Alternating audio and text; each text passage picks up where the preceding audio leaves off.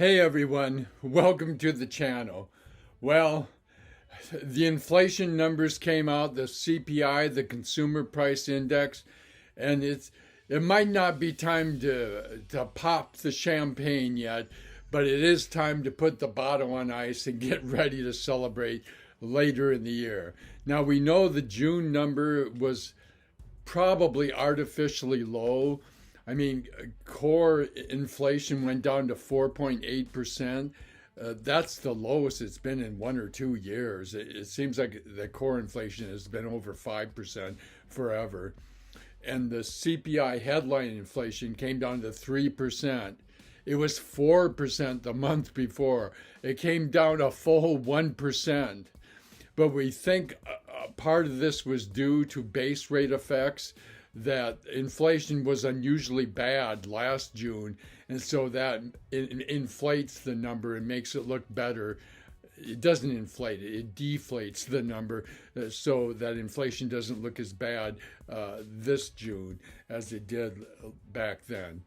If you're comparing to something if you're being compared to something much worse, you look better, is what it amounts to.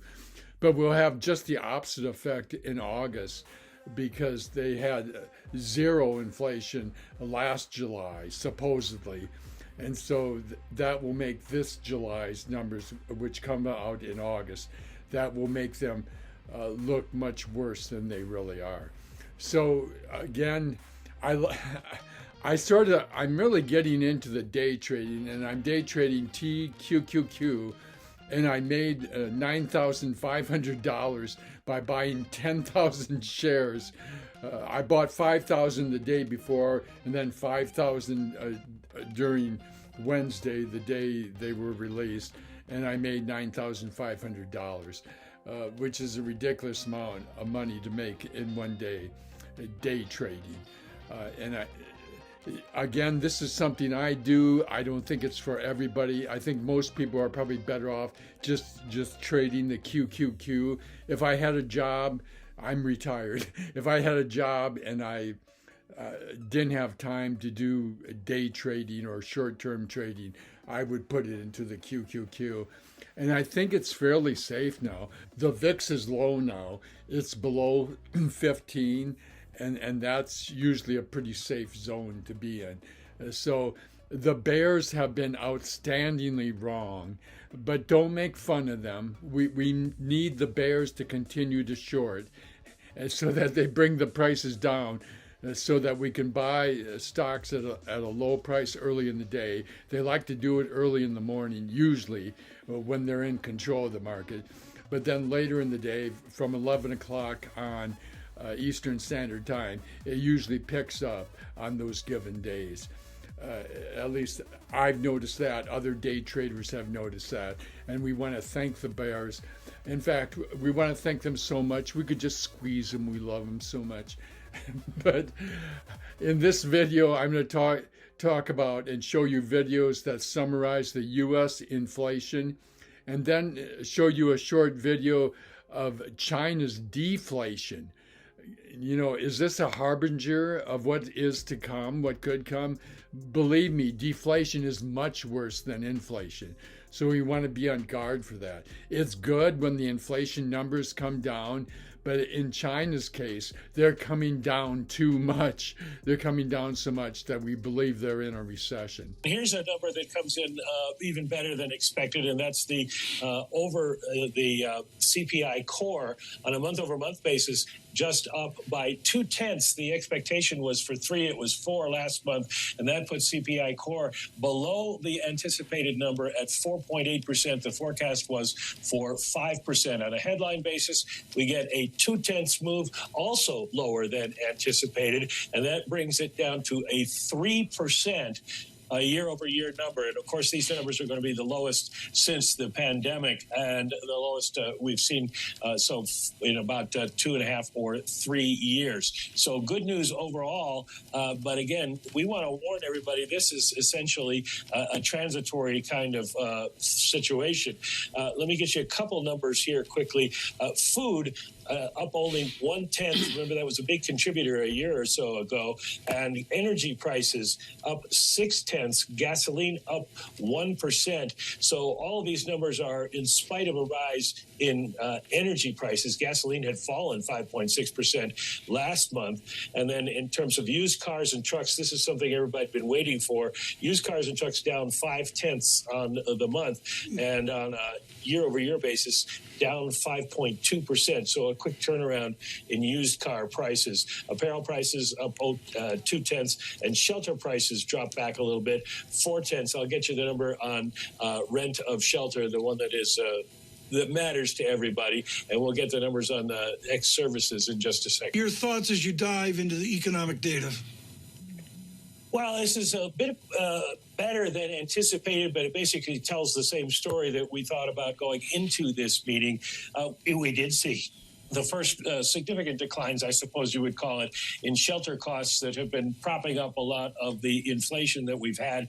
Rent of primary residence is up by 0.5%, no change there, but the owner's equivalent of rent drops to an increase of just 0.4, which is the lowest in quite some time. We're starting to see that get into the numbers, which is what you want to see. Airfares went down 8.1%. I'm not sure a lot of people are going to believe that. John, you've been flying around, but we did see a decline in airfares. And as I pointed out, we saw an increase in energy. But a lot of this is all going to be offset by the fact that the base effects from this year, this is going to be one of the best months that we see. And I'm still waiting here for the services X to come in. And it now comes in on a month-over-month basis, 1.3%, which is a significant improvement from the over 6% we started with at the middle of last fall. On a year-over-year basis, we're now down at 3.93%. So we're seeing progress in services X shelter. That'll cheer the Fed, but it won't change their minds. I believe China's CPI of 0% inflation year over year indicates that they're going into a recession, because their PPI, Producer Price Index, which forecasts future prices for consumers because the producers eventually pass the prices on to consumers, the PPI actually went down by over 5%.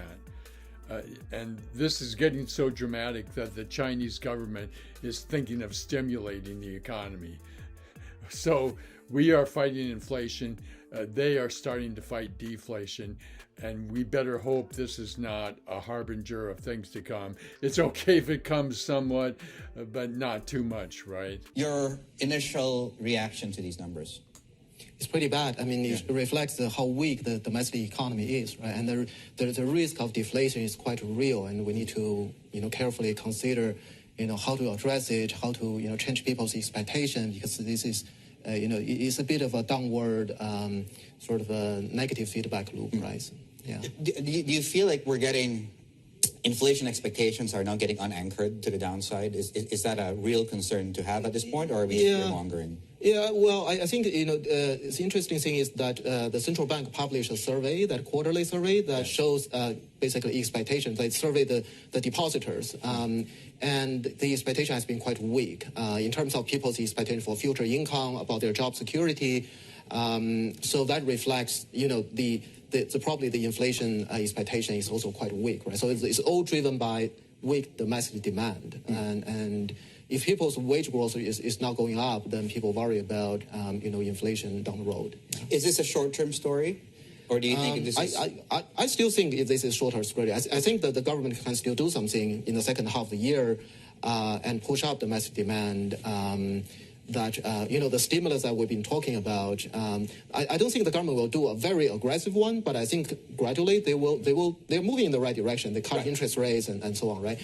So I think it will work, but there's definitely a risk that how to manage expectation, how to convince people that these policies will work, and half year down the road the economy will improve. I think that's really the challenge, the confidence issue. Please like and subscribe, because it really helps the channel. I expect the rally to continue for some time.